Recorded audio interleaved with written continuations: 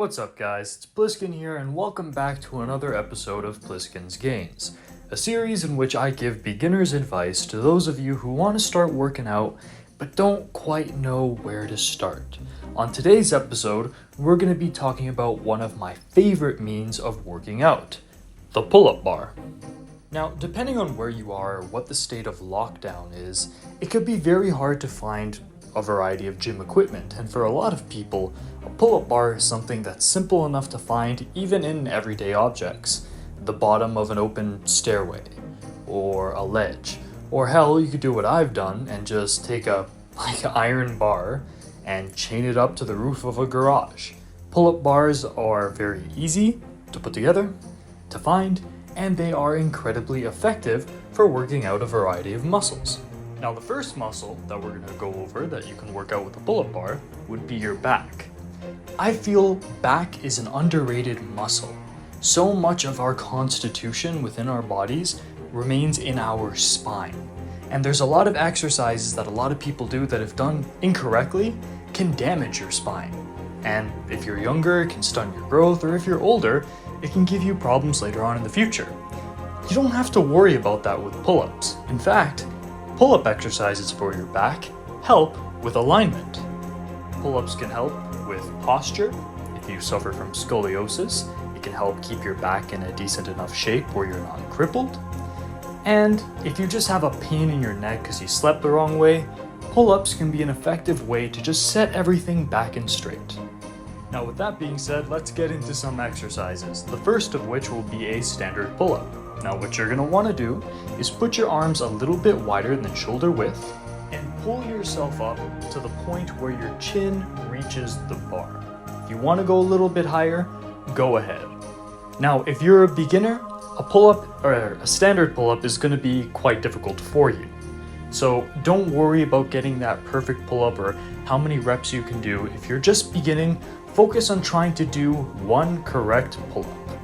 Because honestly, even if you struggle for a week starting off and doing these, it's going to build you so much strength in your back as well as in your arms. Once you start to get the hang of it though and are able to do 1, 2, 3, however many pull-ups, you can start setting different numbered goals. For example, what I used to do when I was starting to take pull-ups seriously would be 10 sets of 6. I'd say, you know what, I want to do 60 pull-ups. I can do 10 pull-ups before I need to take a break, so I do 10 pull-ups, rest for a minute, 10 pull-ups, rest for a minute, and as you continue on, it'll get harder and harder to reach the number of sets that you, set. But again, that strength that you're going to be building, the alignment and posture correction you're going to be getting, is worth every second you get tired with this. Now for this next exercise, we're going to stop generalizing so much and we're going to focus on your inner back muscles.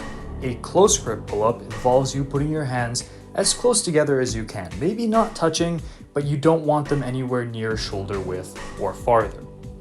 Again, the best part about pull-ups is that even when there's variation, it's the same basic philosophy. So you're going to want to pull yourself up to about chin level or higher, and then you set the numbers, you set the reps as you see fit. But unlike standard pull-ups, this is going to be more so working the middle of your back, which is great for alignment, just building muscle around your spine, or if you're having neck issues that day, this is something that'll really set you back in shape. Now on my last video, when I went over triceps, I had a comment asking me to talk about exercises that would help you develop just general good shape. One of the key elements to general good shape is that V in your body, in the sense where you kind of look like an upside down triangle.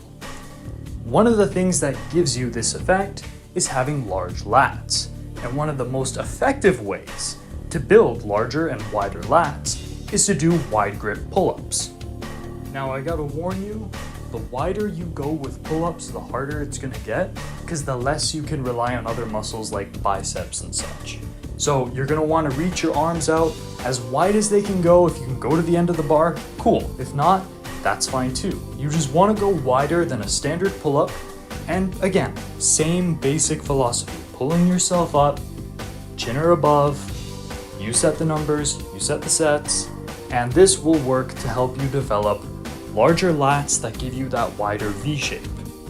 As a bonus for before we move on to other muscles, I just want to mention that hanging from a pull-up bar is also insane for your strength, for alignment, just for overall back health. Set a time. I usually like to do around a minute, where I just kind of do a dead arm hang. You let your arms stretch out as wide as they can. You choose how far you want your hands spaced apart, doesn't really matter. And you just sit there for that set period of time, and your back will be stretched out into place, and you'll get a much stronger grip. So there's a little bonus for you. Okay, now we're gonna switch over to biceps. And yes, you can work your biceps with a pull-up bar. If you do a traditional chin-up in which your hands, or your fingers when you're grabbing the bar, are facing towards your body, and you do a closer grip and you start pulling yourself up again with the same philosophy, this is going to engage your biceps like crazy. As a bonus, you're still working your back and lats a little bit there, but predominantly this is a great exercise for thickening out your biceps. It's very similar to when we were talking about the close grip pull-up, except again, you want those fingers facing towards you and you'll start feeling it in your biceps. But then besides that, same philosophy holds. Chin above the bar or higher, you set the numbers, you set the sets. Now, with whatever muscle you're working out, you should always finish your workout with some ab exercises. Your abs recover a lot faster than most of the muscles within your body and therefore can be worked every single day. And because I'm talking about this, you can probably guess that yes, you can use a pull-up bar to work out your abs. The go-to ab workout for me when I'm working with a pull-up bar would be leg lifts while I do a dead arm hang. Now I like to go for a little bit of a wider grip, but you don't have to necessarily do that. Like you're about to do a normal pull-up, but instead you do a dead hang, you keep your legs as straight as you possibly can, and you bring them from being directly parallel with the rest of your body to the ground, and you raise them until they get in front of like your chest level. If you can go all the way up to your head, good on you. But generally, the base minimum you want to get when doing leg lifts on a pull-up bar is raising your legs to about chest level, then down. Repeat, and down. Now, on some pull-up bars, depending on how you have it set up, the bar might rock a little bit or your body might swing. Over time, your core will get stronger and it'll become easier to do this without having that swing. But then again, if you have a pull-up bar that's chained to the ceiling like mine, you're gonna have to kind of deal with that. With this exercise, I like to either do 3 sets of 10 or 4 sets of 12. Although if you're finding it very difficult to do these, I suggest that instead of doing leg lifts while you're hanging, you do knee raises. Very similar workout, except instead of stretching out your legs in front of your body completely straight, you instead, while you're doing a dead arm hang, like before, same basic setup, you just raise your knees up to chest level and then go back down. This is a great starter exercise if you don't have strong core, and this will help you build the core muscles necessary to start being able to do proper leg lifts. Now we're gonna wrap this up with an ab exercise that is pretty freaking difficult, even for me who's been working out since I was like 12, I think now. Anyways, this ab exercise will help you hit your obliques. What you're gonna wanna do is you're gonna wanna put your legs together. Again, same basic form as the ab workouts from before, where you're holding the bar as if you're about to do a standard pull-up, dead arm hang. You're gonna put your legs together and you're going to kind of crunch your legs up into your sides. So you're gonna raise your knees, but instead of going directly up parallel to your chest, you're gonna kind of go at an angle to the side.